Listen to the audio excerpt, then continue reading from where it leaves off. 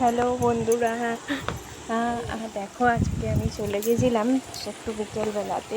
সন্ধেবেলা হয়ে গেছিলো, বিকেলবেলাতে দেখতে বেরিয়েছিলাম, খুব সুন্দর হয়ে গেছিলো। তো আমি একটু গেছিলাম হচ্ছে আজকে দুর্গাপুরের সারেঙ্গাতে। ওখানে খুব সুন্দর একটা মন্দির করেছে। অনেক দিন ধরে ভাবছিলাম যাব, কিন্তু যাওয়া হয়নি। তো আজকে একটু বরমশাই বলল চলো একটু ঘুরিয়ে নিয়ে আসি।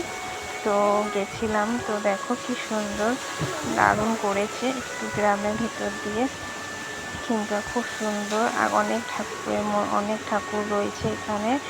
হ্যাঁ, তো এখানে তারা মায়ের আসল মন্দির, আসলে কিন্তু ঠাকুর অনেক কিছুই রয়েছে, কি সুন্দর সাজিয়েছে।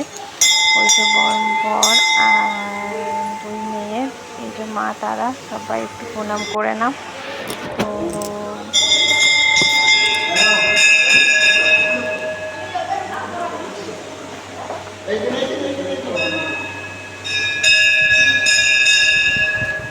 মা তারাকে একটু প্রণাম করে নাও সবাই।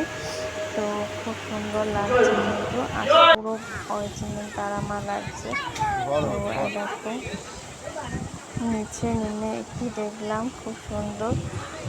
ও আর মন্দিরটা দেখো দূর থেকে লাইটের কাজ, দারুণ লাগছে। তো তোমরা কে কে এসেছো দুর্গাপুরের সারেঙ্গাতে এই মন্দিরটা দেখতে, অবশ্যই বলবে কমেন্টে।